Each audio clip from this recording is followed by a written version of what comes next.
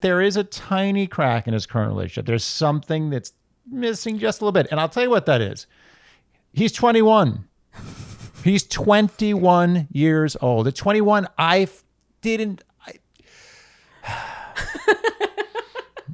done. I can't. Dear Shandy. Welcome back to Dear Shandy, listeners. Hello, Andy. Hello. We are in the living room today. Mm-hmm. How are you feeling? Feeling good. Feeling happy. Your sweater is giving me good. Is it a sweater? Sweater-ish. What else would it be? I'm not good at naming women's clothing. You could either call this a sweater or a pullover. I would call it a top, just to be safe. Good one-size-fits-all term. Mm-hmm. But anyway, it's very nice. Very. It reminds me of rainbow ices, which I was very fond of as a child. Rainbow ices. Yeah. I was usually just into cherry myself, but I respect the rainbow. Like had cherry and then the other things to complement the cherry, like the blue, which I'm still not sure what blue was. I think it was blue raspberry, but that's questionable. Yeah, I think it was just blue. Just blue. Yeah, it's the flavor. I was a fan of blue flavored things, though. Blue flavored things when I was a kid were far and away the best. Wow. Always went for blue. Far and away the best. Mm-hmm. Do you feel ready to answer? I'm ready. Bring it. Okay. Bring it on. Let's begin. This first question is from Alice. Dear Shandy, a question I've been wondering and would be interested in knowing your thoughts for the podcast.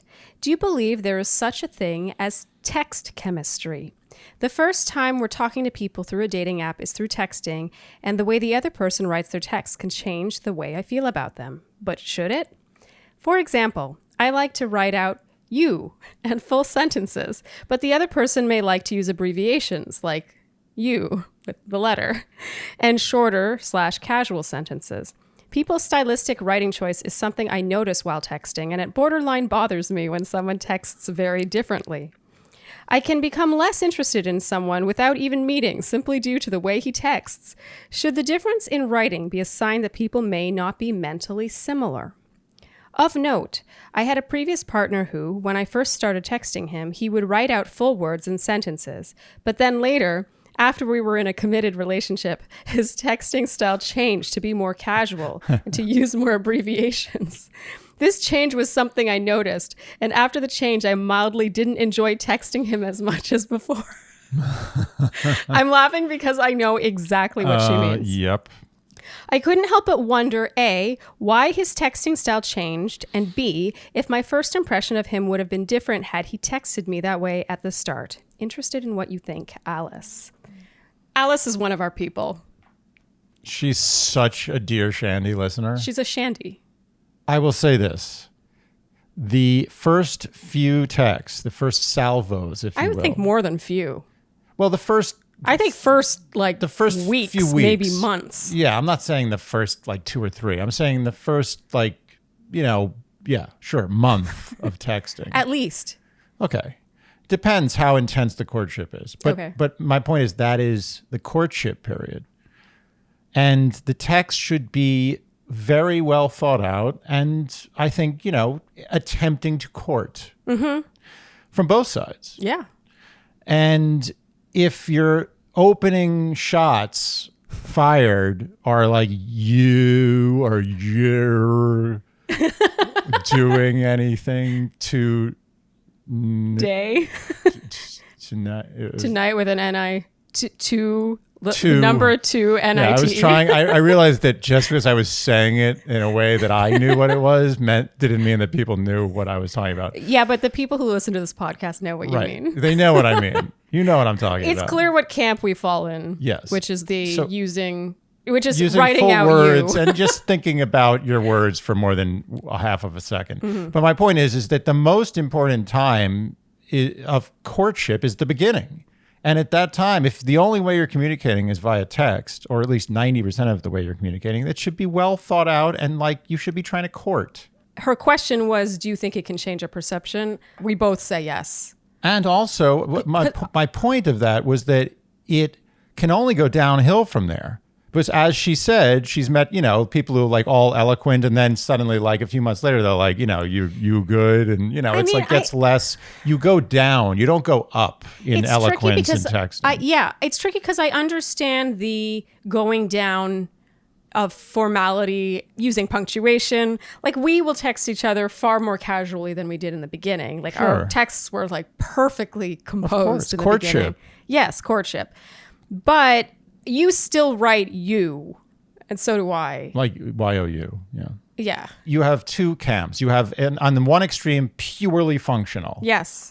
Like using numbers and single letters. And then on the other side, you have like thought and effort put into every single communication. Like, you don't have to be at that extreme. Mm-hmm. But if you start at this end, yes, where are you going to be in 6 months? Like, what's going to be happening with that communication? Well, is it going to get worse? It's not possible to get worse. Right. So you're basically, you're starting at 0 and you're going to end at maybe less than 0. So I think that's my number one point. I have several points. Yes. But yes, the answer is absolutely yes. You can make an assessment based on the texting style of someone. And if you have incompatible forms of texting communication, I think there's a very decent shot that you're incompatible in other ways. However, and then I will let you proceed with your thoughts. I did have an interjection, but I'll let you continue. Do you want to interject first? No. I want you to say what you're going to say.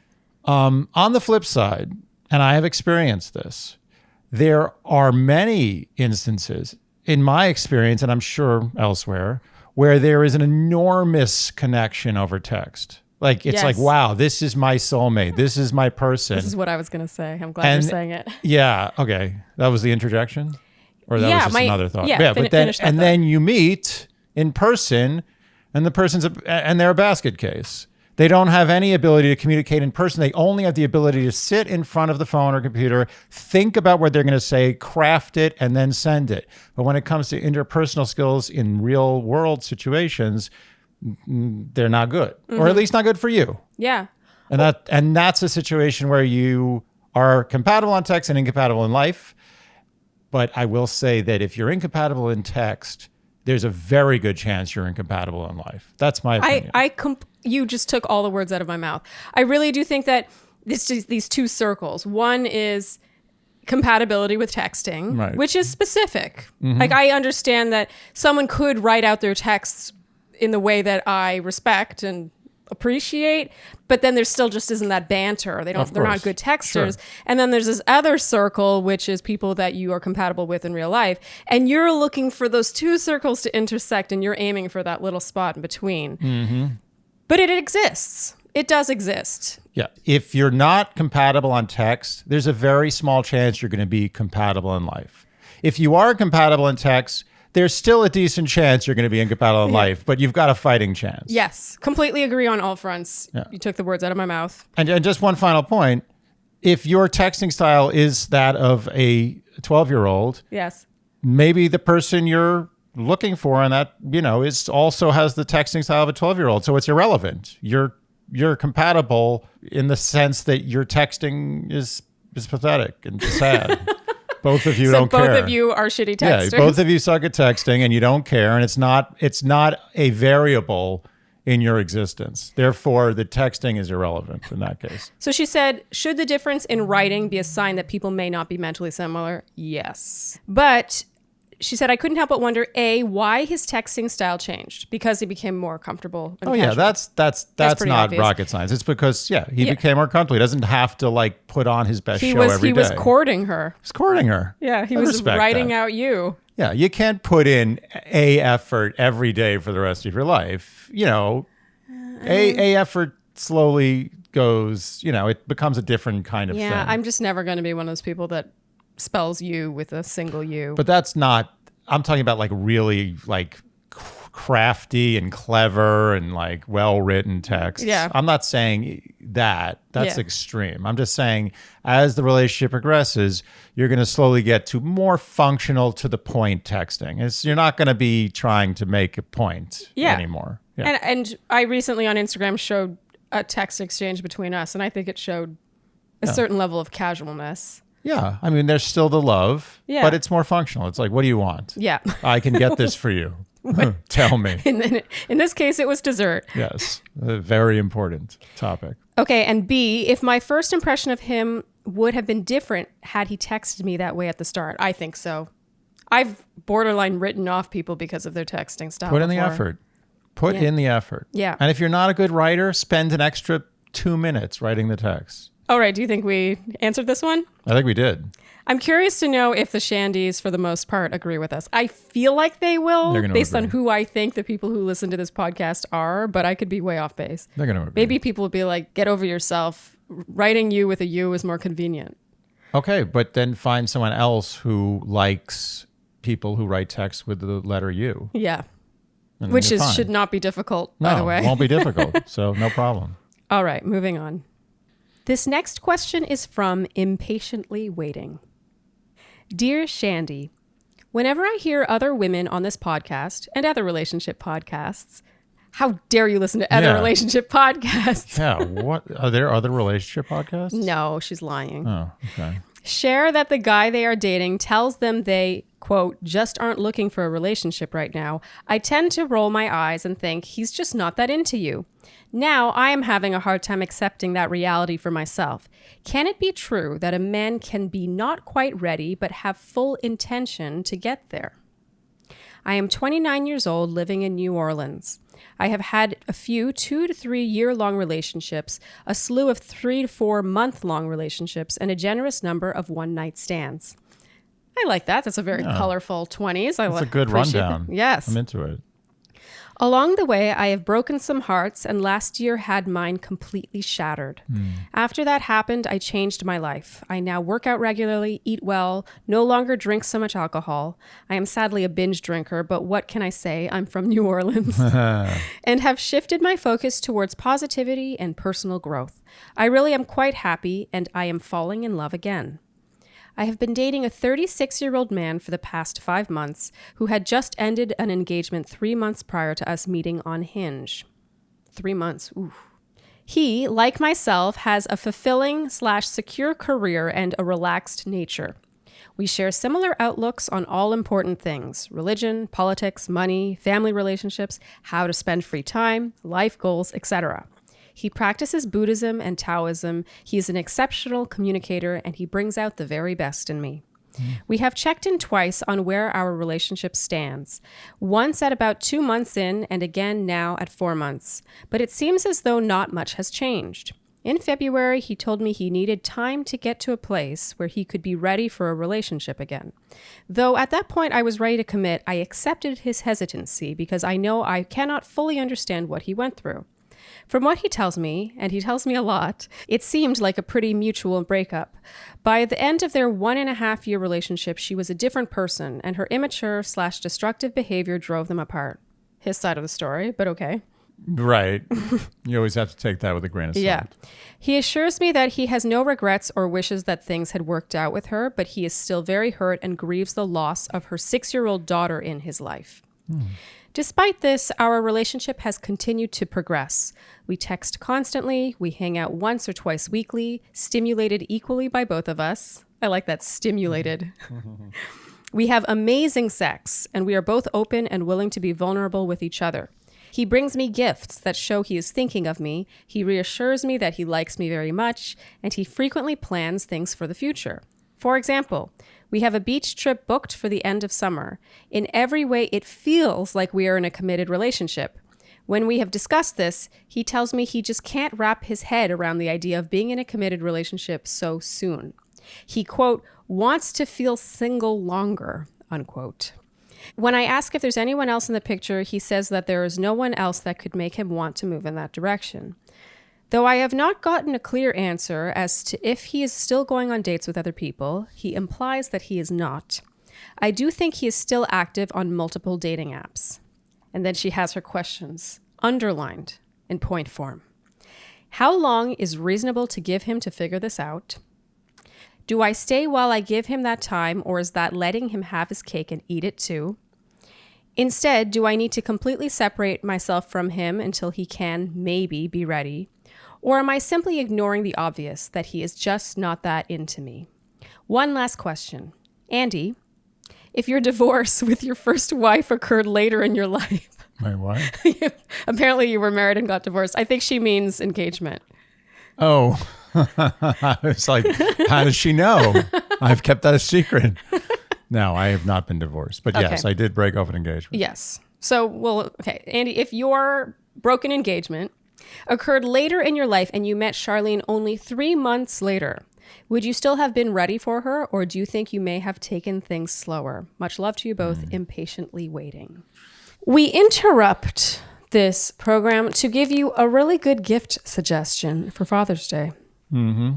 I got to say, I struggle with Father's Day and gifts from my dad in general. It's hard to buy for someone who doesn't really care about stuff that much. But let's be honest, most fathers and men are walking around with filthy butts. So the Hello Tushy bidet is a really good gift idea. I'm not just saying that. It's true. It's a funny gift that is also functional. Amazing. It's the kind of gift people will laugh about in the moment when they unwrap it and then actually affix and use and be like, oh, wait, this is amazing. You cannot lose, because even if he doesn't even use it, it's funny. Success, right? Let's be honest. Father's Day, no dad is really that psyched about Father's Day gifts unless they're amazing, right? So at least you get a laugh, at the very least. Yeah. But most likely it changed the guy's life. I mean, a bidet is life-changing. It absolutely life-changing. It just is. And in this case, you don't need to install an actual bidet. Yes. You just affix this to your existing normal toilet, your non-bidet toilet, assuming you don't have a fancy Japanese toilet with a bidet attachment in it already. Right. And it turns your toilet into a bidet toilet. It's insane. Right. And then you actually start cleaning the dirtiest part of your body with water instead of paper that's dry. Give the gift of a clean butt. Go to hellotushy.com/Shandy for 10% off plus free shipping. That's right. This is a special offer for our listeners. Go to hellotushy.com/Shandy for 10% off and free shipping. That's hellotushy.com/Shandy. Let's go in order with this. So first, how long is reasonable to give him to figure this out? 3 months. Well, they've already been seeing each other for 5 months. It's too long. Impatiently waiting. This is one of those emails that kind of twists your heart a bit, because she's not doing anything wrong and she's right to be understanding of him. But at the same time, you know where she is. She's in the gray zone. Dangerous spot. Yeah, where someone who is not fully committing to you is causing you to have blinders on. Oof, bad. Watch out. Tread carefully. Are we going to officially make that? The gray zone? Yeah, it's officially called the gray zone. Yeah, how do we formalize Dear that? Shandy terminology. Should we have like a banner? Gray zone? I do think we'll have some sort of a glossary. Yeah. So in the future, we can just say gray zone and not have to re-describe what it is. Right. Because it's not necessarily the friend zone. It's the not. gray zone. It's the gray zone. Between gray and love is the gray. Wait, between friend and love is the gray. Between gray and love is another category. We'll it's another shade of gray. That's not what I meant. Yeah, it's the grayer a lighter shade of gray. Yeah. Impatiently waiting, I implore you to act as single as he's acting. Why does he... This is having his cake and eating it too, by putting all her eggs in his basket while he does who knows what. He implies that he's not going on dates with other people. She thinks he's still active on multiple dating apps. It sounds like she doesn't really know what he's doing, but what's the point of him wanting to, quote, stay single longer if he's not doing those things? Yeah. So impatiently waiting, I hope that you are also doing those things. It's not totally clear by this email, but she is in a shade of gray zone. She is. No question. And the 3 months that he spent before he met her was not nearly enough time to be single. Okay. So he already, like, the relationship started on the wrong foot, because this guy is making it clear. Put it this way: if the relationship started and he was like head over heels and like in love with her and never showed any straying whatsoever, then of course that's fine. That's a different story. But it's not the case. Yeah. He clearly wants to still be single, and 3 months is nothing. No, and that was 3 months before he met her. Impatiently waiting, and now they've been dating, not exclusively, for 5 months, which means that he's technically been quote, single for 8 months. Right. I mean, it's not enough. Well, I think it could be enough for the right person. If for a different person with a different personality and different needs and different desires for singledom, I think 1 month could be enough time. You just got out of an engagement. I know, but I'm saying that someone else maybe really wanted that engagement, wanted the marriage, and like was different. Actively looking. Yes, everyone is different, and so it's hard to say. Although so you answer that question now. If you had met me 3 months, you were the same age, we're the same age, but you met me 3 months after you and Margie ended your engagement. So in other words, I ended my engagement 3 months before we actually met in real time. Before you and I met. I would have been totally as psyched, if not more psyched, to have met you. However, if we had met 3 months after my engagement actually ended, at the age I actually was when it ended, I would not have been ready. I would have needed years to be ready. I was ready to date everybody in the city. Because you were what, 31, 32? I was 31. You know, there's two parallel paths of timing is everything. Mm-hmm. First is timing is everything, like the engagement, how much time you want to be single, how much you want to sow your wild oats, that timing path. Yep. And then the other timeline of age. Because when we met, you were 42. We've said this before. Mm-hmm. If you had ended your engagement 3 months before and we were the exact same age that we met, I think that, yes, I think you would have... Fine. You would have been fine. More than fine. Because at 42, you had already done plenty. I had done all that. I was ready to go. This guy's clearly not ready. He couldn't have made it any clearer to her. He has said it in many ways, with his actions and his words. Now... No, but his actions are, that's the thing. It's kind of tricky because she's good at describing all the ways in which he's wonderful. Yeah. It sounds like his actions are saying, well, the actions we know about. We don't know what he's doing. This is the thing that I was going to say, and I don't like to say this, but you should say it. We're I'm here to making tell the judgments, truth. But he's either the most sincere, honest person on earth, or he's a bit of a liar. And I have to lean towards the second thing, because so you think he's lying about something? He's on the dating sites. He's dating other women. She thinks the fact that he's saying he wants to be single, yet he's not dating other women, doesn't add up to me. Doesn't add up. I agree, because I feel like he's wonderful in all the ways except when it comes to talking about anything specific in term that could lead to a conversation about commitment, which is shady as fuck. It doesn't add up. It is. I agree. It doesn't add up. He wants to be single. He's indicated to her that he's not ready to commit. He even said, I want to be single longer. He's not lying about that. But what is being single if you're not dating other people? He's like, I can say I'm single. I'm single too. He's like, what does it mean? We can only assume he's going on dates with other people. He's going on dates. Which is his prerogative, but... He may be having a full relationship. How often do they see each other? Did she mention it? How often are they seeing each other? Are they seeing each other like 3, 4, 5 times a week? Or are they seeing each other once a week? She did not say that. My guess is... But she also... Go ahead.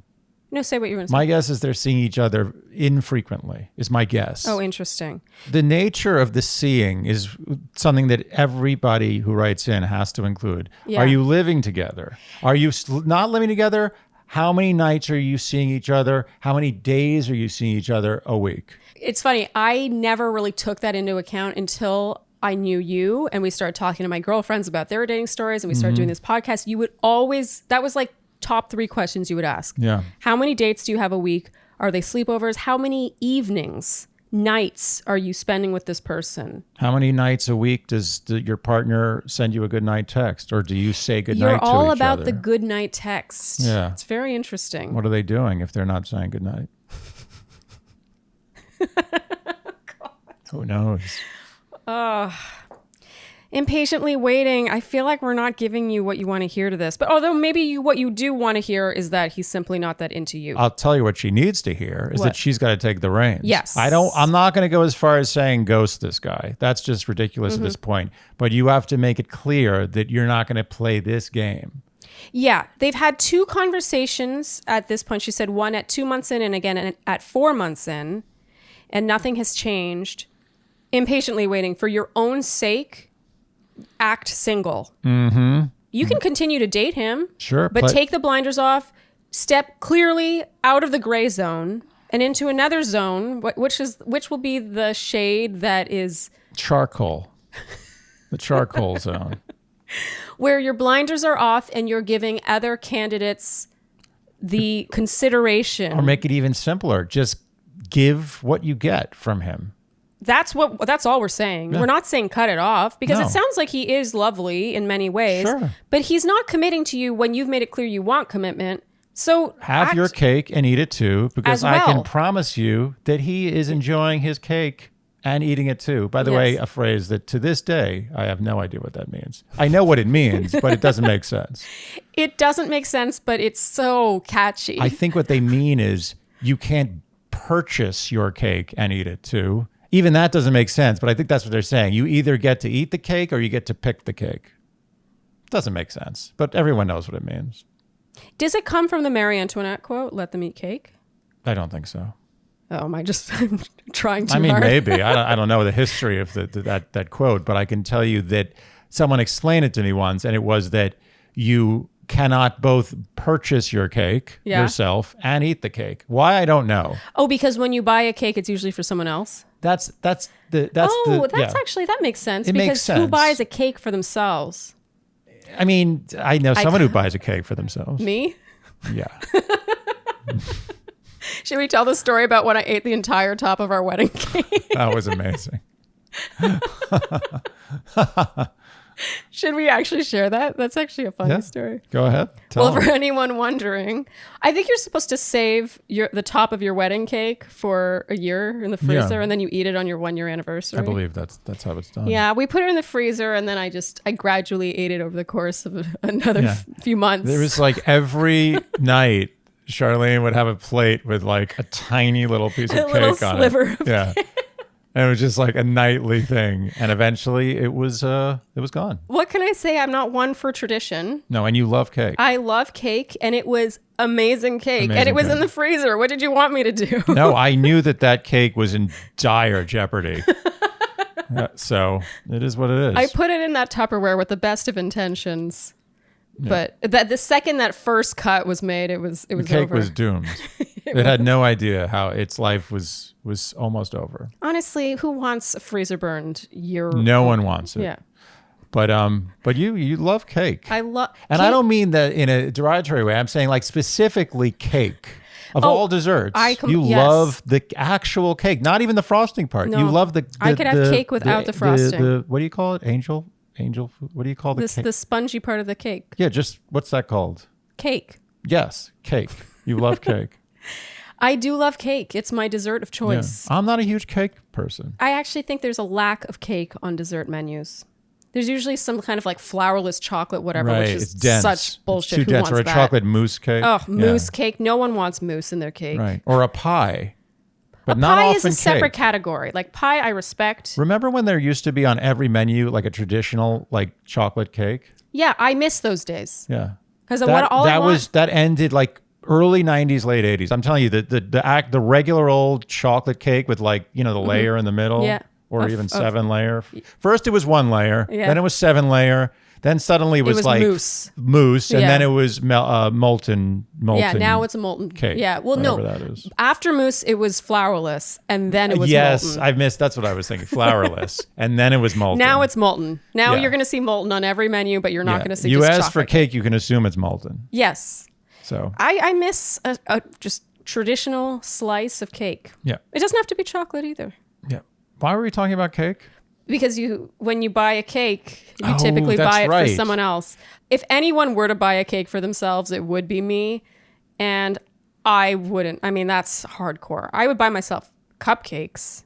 But a full cake, that's... Well, you can buy a little cake. A cake doesn't have to be a giant cake. Cake just means it's made of cake. There's real truth to that saying, because I would sooner buy myself 2 cupcakes than I would a cake of similar density and size. I hear what you're saying. So we can agree. There's something about buying a cake for yourself that's just taking things a little too far. Yeah, that's when. And that's coming from someone who ate the top of her wedding cake. I think that's where things have really taken the wrong turn in your life, and you've gone. You just said, you know what, fuck it. I'm buying a cake and I'm going to have it. Wow, we went off on a tangent with that. We interrupt this program to advertise a product. You like this product. I think it's been, there have not been enough crates for men for a long time.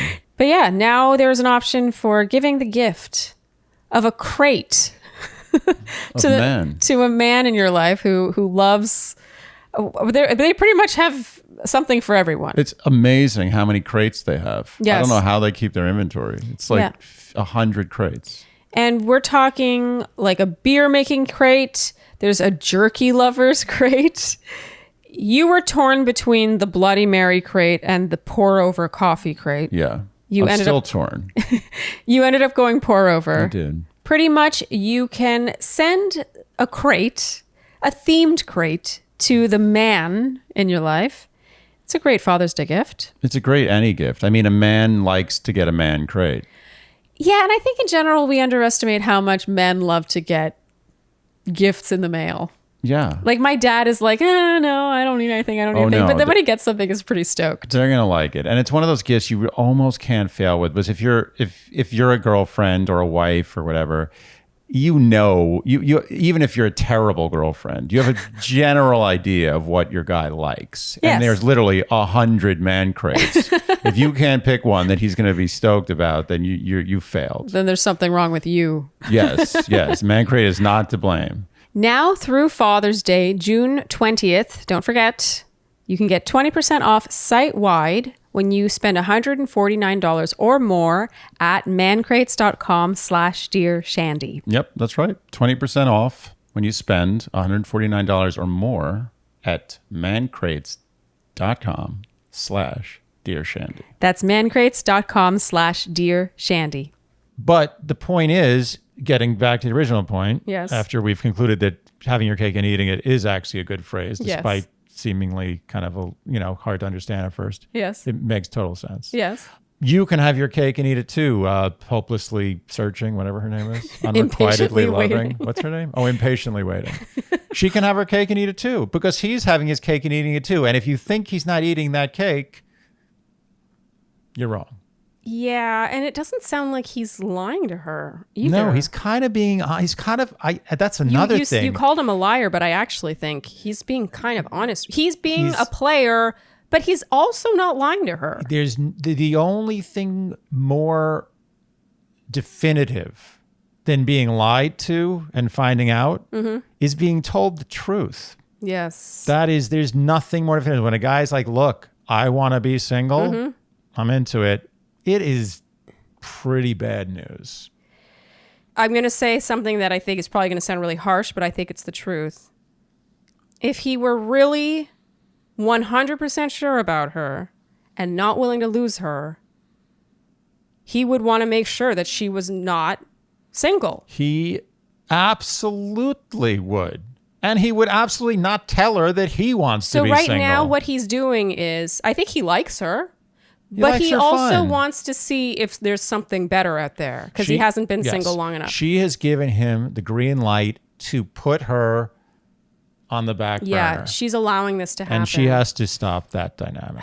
So she said, do I need to completely separate myself from him until he can maybe be ready? I don't think completely, but I think act as single as he's acting. Yes. Simple. Yep. Fair is fair. And then am I simply ignoring the obvious that he's just not that into me? Yes. Mostly yes. At the very least, he's into you, but he wants to see if there's something better out there. Is that better? How is he that's super into her, but also wants to see what else is out there? Yeah.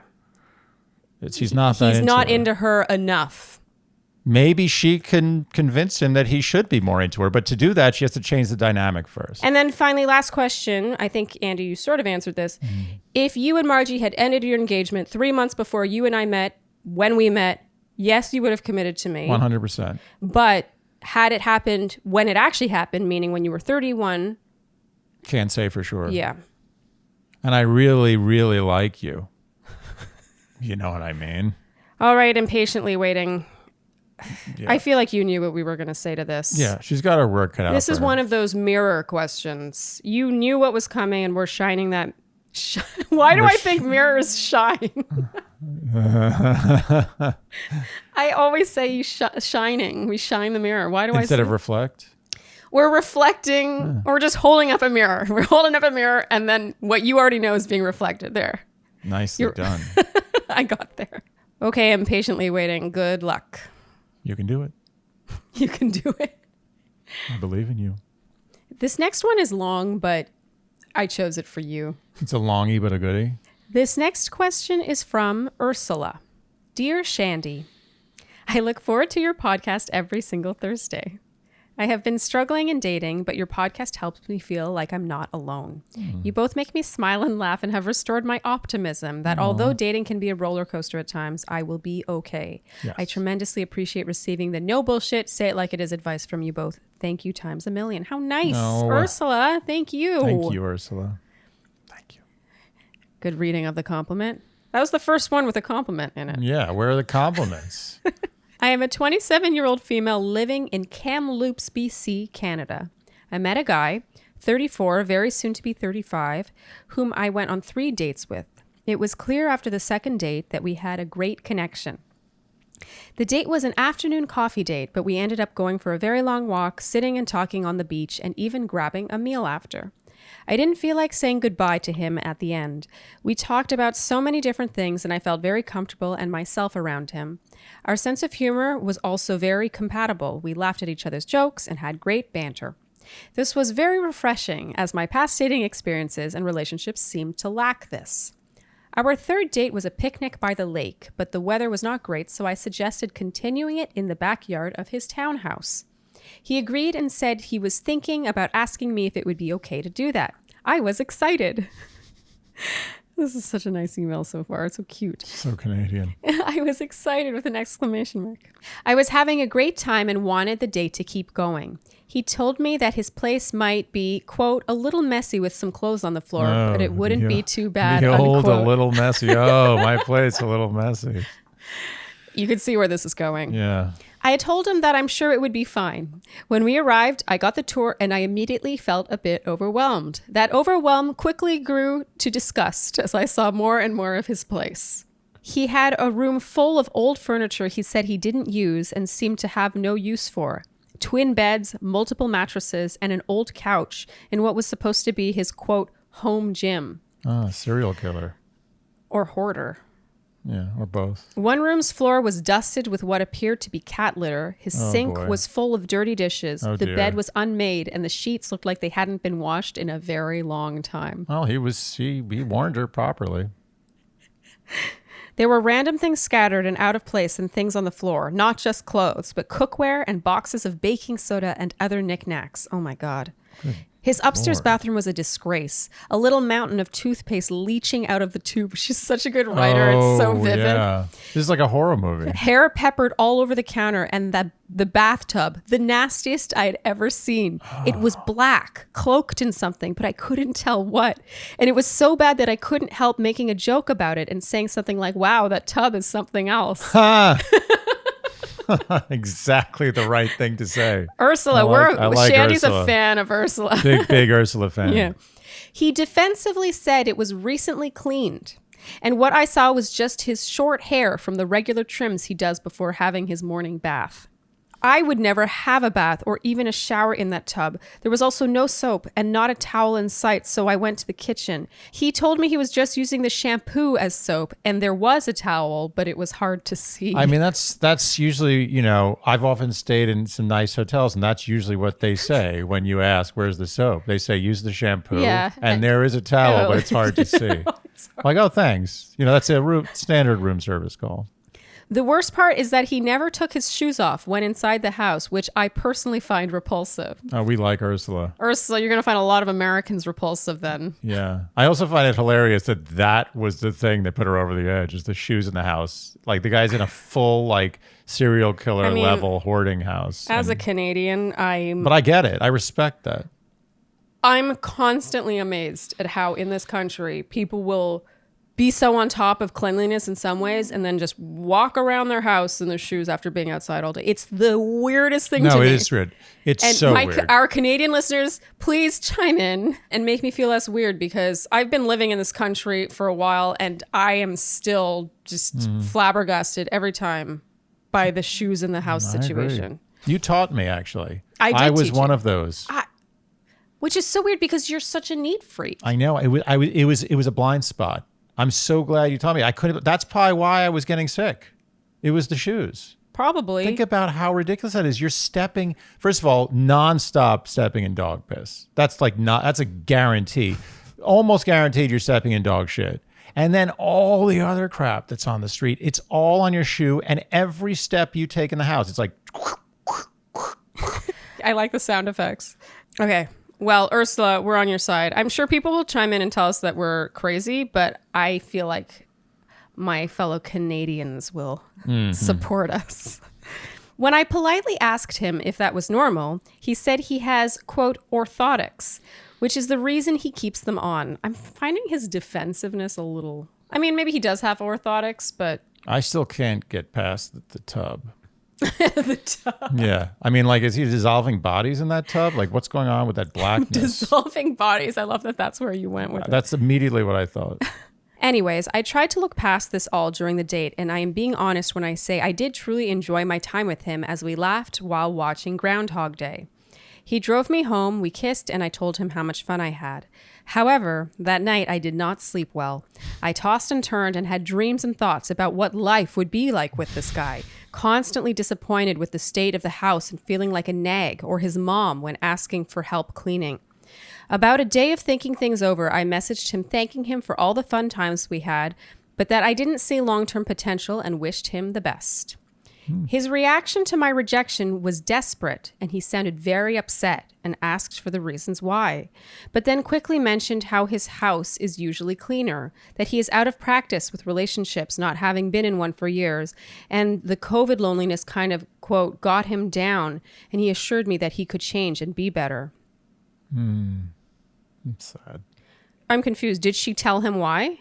That wasn't clear, but I'm guessing it must have been His told. reaction to my rejection was desperate, and he sounded very upset and asked for the reasons why, but then quickly mentioned, okay, Yeah. it's unclear. It's possible that he was like sort of assuming that was a reason. Yeah. And the fact that he knows it's a problem and he didn't do anything about it is even more troublesome. No, I think it's better if he knows it's a problem. What's more alarming to me is if she had to say why. But it sounds like she made like a little remarks here and there, and maybe he got the idea. I responded that although I thought people have the capacity to change, they have to want it truly for themselves. And I generally believe that people show you who they are, which was the reason for my hesitation.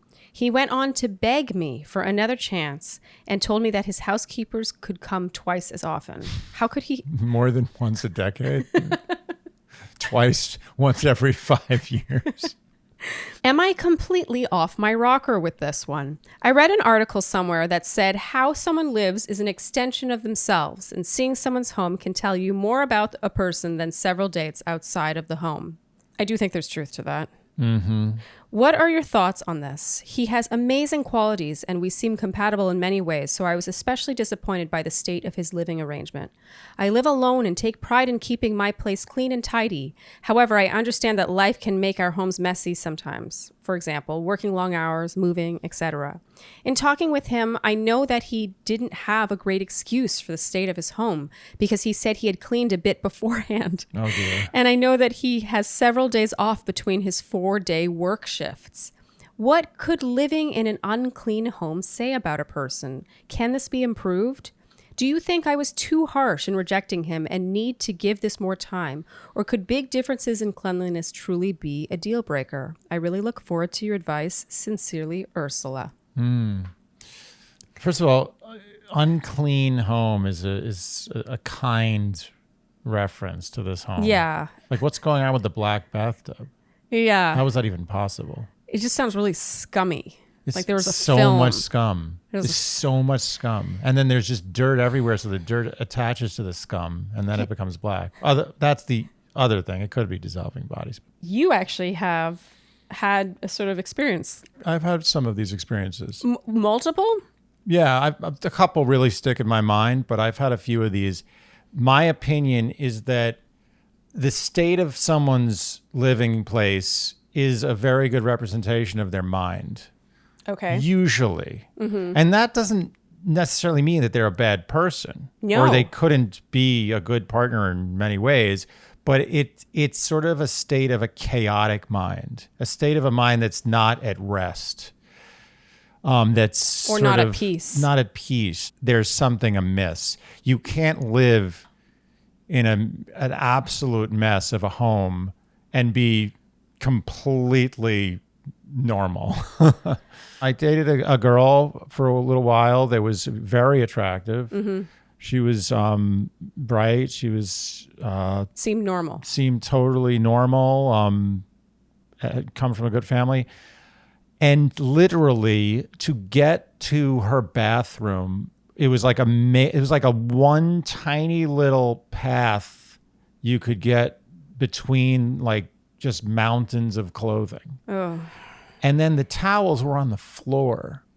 So like I was like, "Can I have a towel?" And she's like, "Yeah, you can just grab the one on the floor." The towels were on the floor. Everything was on the floor. And as I started to get to know her, it made a lot of sense because the cracks started appearing. Oh, really? Yeah. I started to realize that her room was a good reflection of her mind. Okay, and how many dates did it take for you to realize that? I don't recall, but I'm going to say probably 4 or 5 dates. Okay. But that's one specific example. You know, I can't necessarily generalize, but my feeling from my experience and just sort of, you know, logically thinking about it is if someone's place, their castle, so to speak, the place where they live, they reside, they spend most of their life is a total disaster. How is it possible that there can't be some aspects of their mind that are also broken or in disrepair? And then you have these like geniuses, like, you know, I'm sure like Einstein's apartment was a mess, but that was because he was all he did was think about equations. There's a difference between messy and dirty. Yes. The filthiness. It's very concerning. Her question is, am I completely off my rocker on this one? I think it's pretty obvious, Ursula, that we are on your side. What? Oh, I'm just a little biased because the thought of this apartment is giving me the chills. I know. It was pretty heebie-jeebie inducing, and her descriptive writing was so good. Yeah. Notice how she showed us how awful it was. She didn't tell us. I'm in his house right now. I'm going through the various She rooms. described how the toothpaste was already oozing out of the tube. A wonderful description. Really well-written email. Brings me to the place. Nonetheless, I have not had this experience where I dated someone and then discovered this. Like, I've dated guys who were messy, but I think there's a difference between messy and like horrifically filthy. Yeah. Filthy. So it's hard for me to say. I can see how that would be just such a turnoff. Like you would be just like, big time desert big down time. there. Like when you see the place, it would just be like. Also, it's you over. think like the parts of his naked body. Like you think of like how many of the things in this house is that body touching all day long? That's the other thing is how clean can his body be when the sheets he's sleeping in filthy. Look like they've never been washed, and the towel who knows where the towel is. Okay. Nonetheless, when I first read this email, I felt like she maybe should have given him a chance to prove her wrong. I'm curious to know if you agree with me. And I say that just because it sounds like their connection was really magical in some ways, and he at least showed an effort in trying to meet her in the middle. He wasn't in denial about it. He wasn't like, "What are you talking about? My place is fine." He was like, "Let me show you." Let me," and was kind of. I mean, she used the words desperate and beg. Look, if he's willing to get a hazmat unit in there, then maybe I don't think some cleaning person is going to fix this apartment. So you think that this is not a matter of just general cleanliness? This is a psychological thing. It's a problem. He can fix it. But he's just polishing a turd, almost literally. So you think she did the right thing? Does that mean that I think it was a powerful move. it is think a powerful? she I did have much admiration for her. I respect her decision making. If I was in the same situation, I may have and remember, I'm a germaphobe. Yes. I may have stalled on it. I may have been like, well, everything's so good. Maybe this is just an outlier, blah, blah. I may have given it a shot, but I agree. I think she made the confident, smart choice. And look, he has all the time in the world to fix his place. He shouldn't have to do it for her. He should do it because it's the right thing to do. Yeah, but COVID, lack of socializing. COVID. No, I'm just It's saying not that, like the plague. I'm not talking about COVID like you're not seeing people. I'm talking about COVID and its impact psychologically. All I'm saying is that people maybe haven't been themselves for the last year and a half the way they might have been before. For me, what I find a little more disturbing is how he's like, I cleaned the tub recently. It's like, no. There's just such a disconnect on what you think someone else could be convinced is clean. Like, does he think it looks clean? I don't think he knows what clean is. That's the problem. I think he's used to living like a pig. And I don't think that's going to change. I think what's going to happen is he might, as I said, polish this turd real nice. And it might be acceptable. She might, look, his version of polishing is probably, she's probably gonna be like, this is barely passable, but I'll take it. Yeah. The problem is 6 months, 1 year, 2 years, 3 years down the road, when it's too late to turn back and say, oh, your apartment is messy, I'm breaking up with you. She's going to have to suddenly live with a guy who thinks that clean is a serial killer bathtub. It's not good. So do we have a response for Ursula? Do we think she did the right thing? I applaud her. I think that there is plenty of time in this life for him to change his ways and for her to give him a second shot. But right now, I think she made the power move. And I do not think, based on the condition of his apartment, this is something that she has the capacity to deal with or should have the capacity to deal with at this stage.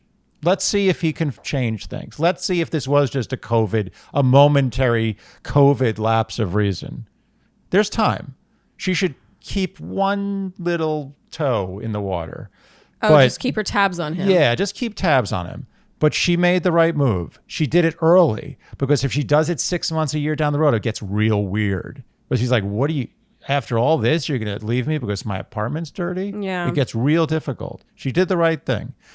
And she still has an option. Look, the guy's obviously desperate to be with her. She has it if she wants it. Let's see if he can improve. Let's see if he goes out of his way, even if it's not for her. It's ended. I know, but she always can revisit. She can say, hey, what's up? Got any photos of your bathtub?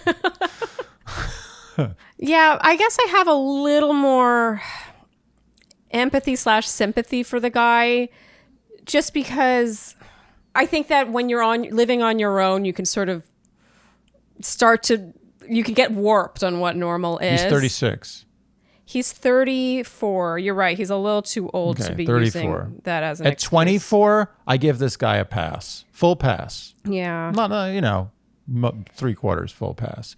At 34, I do not give him a pass. What I appreciate about this entire situation is it sounds like he realized that the reason he missed out on her and dating her is because of that, and therefore it gives him the Yes, that's what I'm saying. Light bulb moment to change. Let's see if he changes. Yes. She has the ability to find out if he's changed. Yeah. But she did the right thing. Okay. I have no second thoughts about it. The guy sounds like he's got a lot of good qualities, but he's got one really bad one.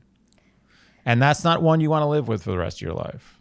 Yeah, I'm a little more in the gray area on this, just because if you find something so magical with someone and then they're telling you that to give them a chance and that they can change. But remember, she hasn't known him nearly long enough to see how the physical manifestations of his apartment you're right. reflect in his mental state. No, she you're doesn't right. know him well And enough. And as Chris Rock said, in the first 3 months of the relationship, you're dating the person's representative. Yeah. And she's well in the first 3 months. He's giving her the best she's ever going to see of this guy. And she has not seen the things yet that reflect why his apartment is the way it is. Okay, you've convinced me. You've convinced me. Sorry, look, he sounds like a good guy. I'm sure he's a good person aside from dissolving bodies in his bathtub. Like, who hasn't done, it happens. But she did the right thing. You pulled me over to your side on this one, because when I first read this email, I was like, oh, maybe he deserves a chance to prove her wrong. But I have to admit, you've made some very compelling points. I think I've been pulled over to your side. So Ursula, are we saying that she did the right thing? Ursula, you are not completely off your rocker with this one. She's not. Shandy She's approves. fully on her rocker. Yeah, you're fully on your rocker, maybe too much. She's the most solidly on a rocker that I've seen from a question in a long time. You're as solidly on a rocker as one can be on a unstable She's basically surface. strapped into the rocker. Yeah, she's ready to go like Mach 7 on that rocker. She's not falling off. I'd like an update. I would like to too. know what that apartment looks like in 3 months. Don't go out of your way. You're acting like they're still talking. I know they're not talking, but if there is an opportunity to get some photos of that bathtub before and after, Shandy would appreciate that. I do think the best gift she gave to him in this scenario is letting him know why. Yeah. Because I bet you it's sort of like when someone has bad breath or like chronically bad breath. Yeah, like hideous breath. Like halitosis bad breath. Yeah. How if you don't tell them, they're just not going to know. Yeah.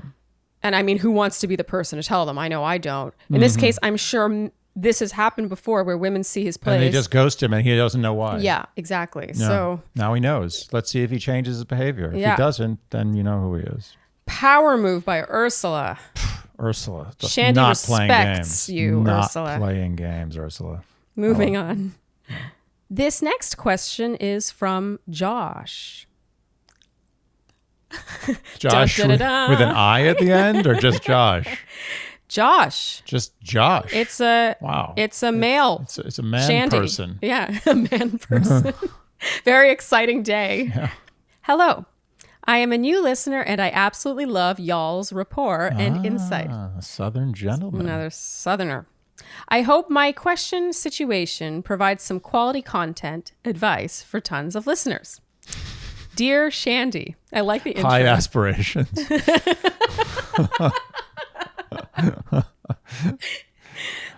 better be good.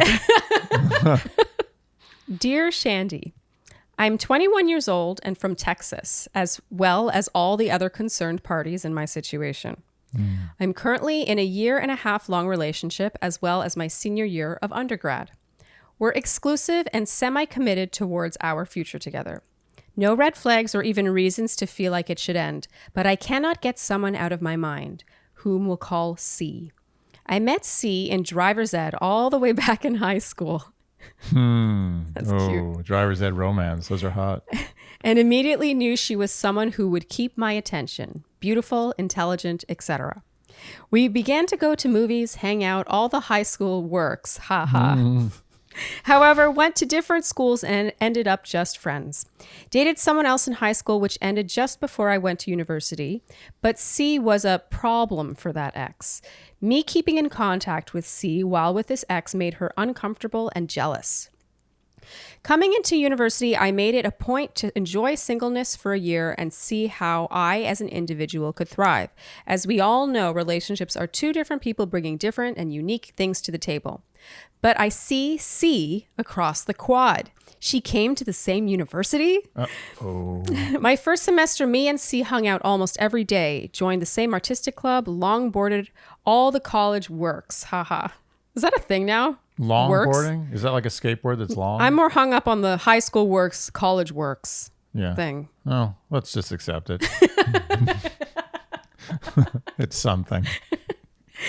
I would leave her apartment at 3 a.m. on average after cooking, having drinks, watching shows, all while not sleeping together and even keeping it friendly, with heads inches apart on the couch whilst watching a movie. She kisses me, and in short, we stop seeing each other due to me trying to stay single. Stupid. Fast forward a couple of years filled with pretty frequent texting and reunions to catch up and talk about life. She's now dating a guy who, I'll admit, I tried with every fiber of my being to try and find on social media or online school databases. No luck, haha. Regardless, they are not exactly calling themselves a couple, but dating exclusively. Side note, it may be my narcissism showing, but this guy looks exactly like me, haha. Regardless, I am in my second semi-long-term relationship, I explained in the beginning, but I even drafted a letter for C, filled to the brim with explanations of how I have not stopped thinking and dreaming about her while not expecting any reciprocation from C. A way to cast a line, but purposely not manning the pole to not trouble the waters of both mine and her current relationships. No, this guy's in a couple of heavy creative writing classes at college. It's really tearing into a lot of adjectives and adverbs and Not manning the pole to trouble the waters. Yeah, all this stuff. It's like he's sort of writing like poetry. He's taking a poetry class. I bet you anything he's taking a poetry class. My question. I liked, by the way, one of my favorite classes in college was poetry. My question is, do I tell her how I feel? Do I ask her on a date in hopes that this is the relationship that's been the one that stared me in the face for 6 years, with the underlying risk of possibly tainting my current, happy, stable, and committed relationship? I understand the psychology of how our minds perceive negative over positive, wanting what you don't have over what you do. I'm glad he said that, because that's what it sounds like. Grass is always greener. An assumption that I have is that I am only, in frank math, 2/10 the way through my entire life. Tons of dating ahead. Why not go for it while I have time? Why not once and for all either let go or grab hold of the one I don't want to get away? Any advice or insight would be so appreciated, and again, love you both. What I find interesting is that I feel like he's talking about being only 2/10 of the way through his life with tons of dating ahead, but then why not go for it? I don't know. I feel like there's a weird sort of dichotomy of being like, I have tons of time, I want to date a lot, and then also, but she's the one. He's a little confused there, but I'm going to disregard those semantics. Yeah. He answered his own question with first of all, his assessment that he's going to live to 110. He answered his own question. Yeah. He's only 21. Of course he should find out what's going on with this girl. He's 21. He's going to think about this for the rest of his life if he doesn't do it. And the fact that it's bothering him this much means that there is a tiny crack in his current relationship. There's something that's missing just a little bit. And I'll tell you what that is. He's 21. He's 21 years old. At 21, I'm done. I can't. Then it becomes, I think, a question of ethics. Like, yes, he has his girlfriend. That's the issue. Yeah, he has his girlfriend, his stable, committed relationship, and C has her own relationship. This is what I'm going to say, and I have yet to say this in a Q&A or in anything. You think he should still do it? I think he should do the wrong ethical thing. And I hate to say it, but I'm saying that because he's 21. If he was 35 and writing in with the same question, I would say just let it go. Everyone has some lingering person that they feel like got away or they never consummated. Just let it go. You have a good thing. Stick with it. He's 21 years old. He's been thinking about this girl for 6 years. I have a slightly different take. Okay. I respect that. Well, it's just interesting how his girlfriend of a year and a half didn't even get a letter name in this email. I don't know her name. As a matter of fact, I forgot she even existed. I forgot she B? She existed. Exactly. He needs to end this relationship. Okay. It's all about C. He's just like, yeah, it's a good relationship. No reason to end it. But you're talking about this other girl who you've known for 6 years as possibly the one, and you're losing sleep thinking about her. Don't waste your girlfriend's time. I agree with you. That's the nice thing to do. But it's also a big risk. He can potentially have his cake and eat it too. Like Ursula. That's not... It's wrong. Because he didn't give his girlfriend a name, we're going to call her A. Yes. I will call her the girl who will in the future be cheated on with C. By C. By Josh with C. Yeah, the girl formerly known as the girl who isn't about to be cheated on with her boyfriend with C. That was almost right. It was still really wrong. Rolled off the tongue. Yeah, it wasn't good. We're going to call her A. A. I just think that A can do better. And if he kind of got out of his own head, he sounds kind of, he sounds a little arrogant. Like he sort of has his girlfriend on the back burner while he sort of figures out if C reciprocates and then he's going to break up with his girlfriend. He and his girlfriend shouldn't be together. I think arrogance is a little unfair moniker. I think that he's very young and very inexperienced. And I don't even think he realizes how he is in relationships. I think that what's happening is he thinks At 21. I know, 21. So it's almost like he's a different species. It has to keep coming back. I like this guy. I think he's got. I sense a real maturity. He seems like he's got a good sense of humor. He's a good writer. But I also think that he should just own the fact that he clearly wants to play and have what he doesn't now have. Someone's going to get hurt. Suddenly, C is a lot more appealing now that she's in another relationship. That's the thing. Someone's going to get hurt here. Chances are this relationship he has with A is going to end at some point. A. Yeah. A is going to be B. I don't know what that means, but you know what I'm saying. And since that's the case, might as well just pull the plug sooner than later and pursue something with C. Or pursue something with someone who does excite you in a way that C does. I think who's C? You just go with C. Well, go for C. Maybe she is still with her boyfriend happily, or then date, because clearly this is on his mind. I guarantee you. Okay, this is choose your own adventure. He picks the chapter, sends C the letter, okay, or the email that he drafted. He writes C is like, I've been thinking about you all this time. I miss you. She feels the same way. Reciprocates. They both break up their respective relationships, date for a while. He's gonna lose interest in her because he's not at the point in his life where he appreciates what he has when he has it. He didn't appreciate C when he had her or when he could have her. Yeah. And now he's dating A, doesn't appreciate her, is thinking about C.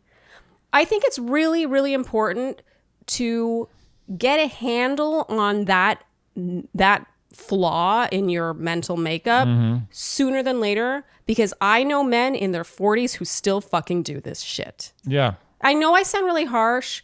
He's only 21. I've been exposed to men like that, and therefore that's why I'm being as harsh as I am right now. I get it. Again, he's 21. Let's just remember that. Okay. I want to keep reading. That's the mantra here. Okay. He's 21. Yeah. But he's still an adult. He has to learn, and I agree with you and me, that the best way for him to learn is going to be to pursue C. And that could be in his relationship unethically, which at 21, I almost endorse. I don't even, at that age, it doesn't matter. I know what you're saying. Everyone's going to get hurt eventually. I know what you're saying, because you feel like the relationships don't really count. It doesn't last. It doesn't count. It's like play. But it's like a trainer relationship. I bet you to A, of this course, relationship counts. But A is going to get hurt at some point anyway. You can tell it. The writing's on the wall. So either unethically or ethically pursue C. It's your choice. It's y'all's choice. But understand that when you do this, you have to own and sleep in that bed you have made and learn from it. That's my point. And again, he's 21. 21.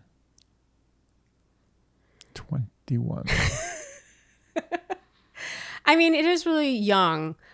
So your advice is either ethically or unethically. Pursue C, unethically or ethically, your choice. I agree that he has to pursue C, because I think that will be a learning experience unto itself. It must be done. It is his destiny. Josh, I strongly suggest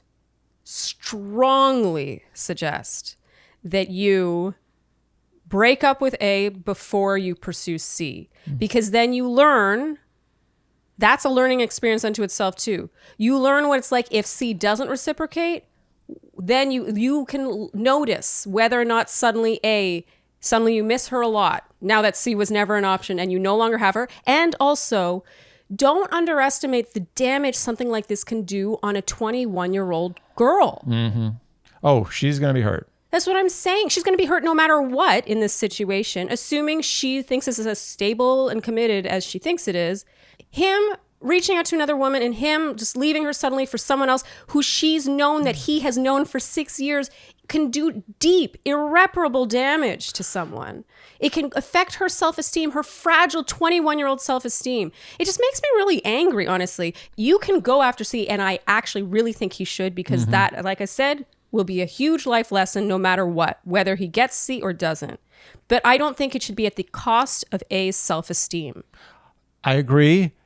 And I think that he can answer the question for himself by putting himself in this situation. Are you willing? Yeah, put yourself in A's shoes. Put yourself in A's shoes, but also put yourself in your shoes and ask yourself, are you willing to lose your current relationship to roll the dice on C? Is it worth it? Yes. And if it is, it's done. Break up and pursue C.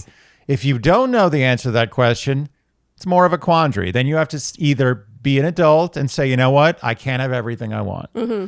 Or you have to be a 21-year-old and cheat on your girlfriend. But who am I to judge?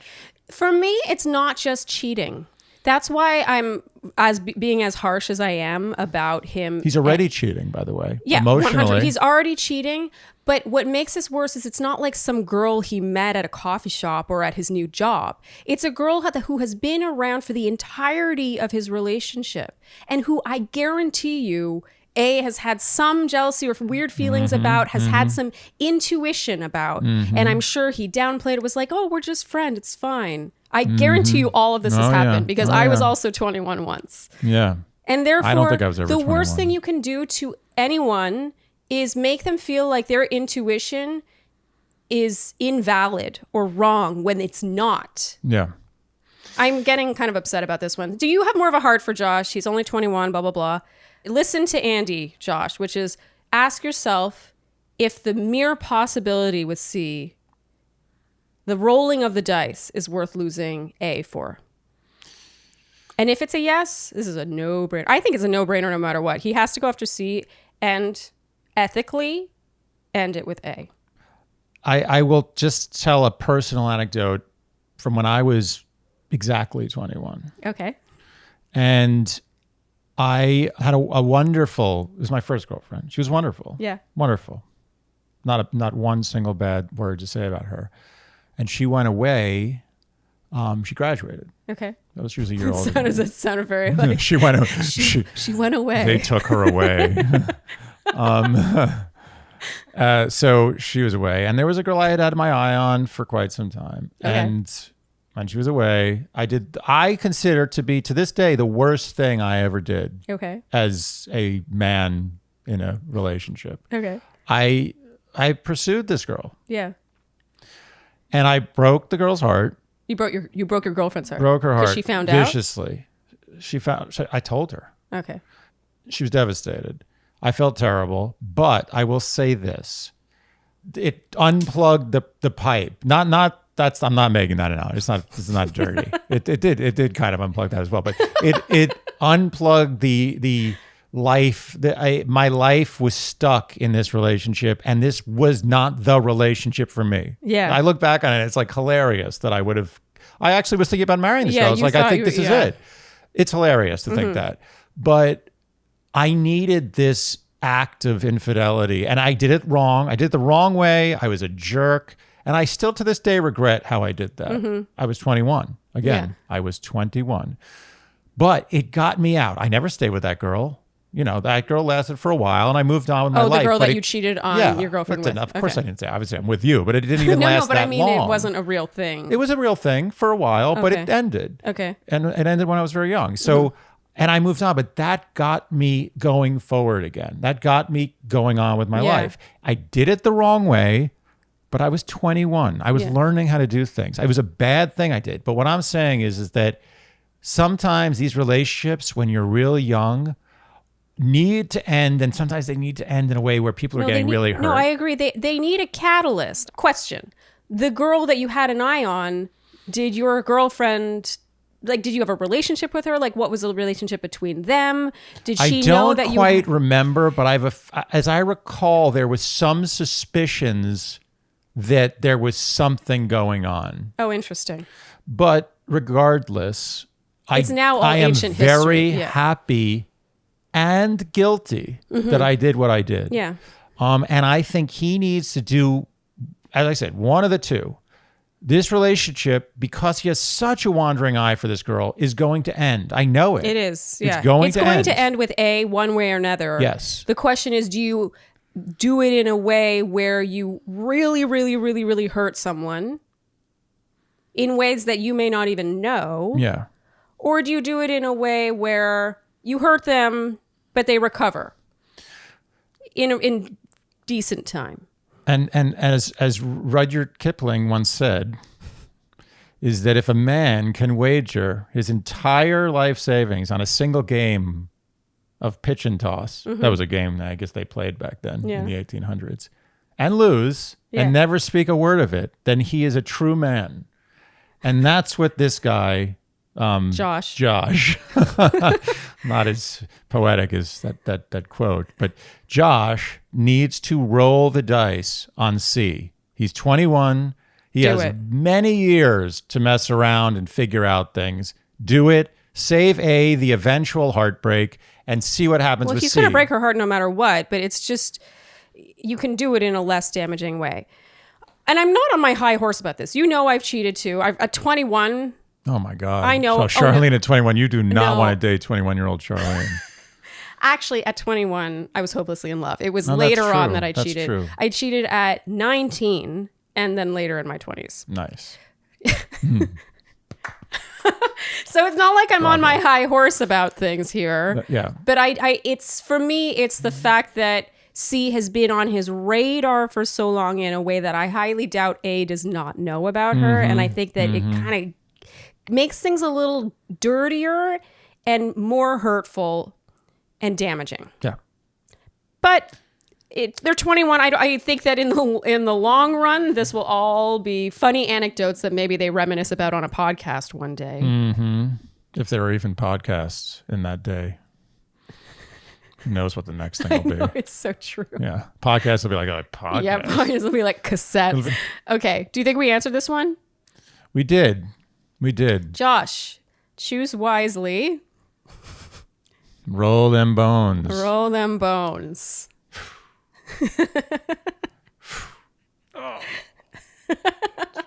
All right. I think we can wrap there.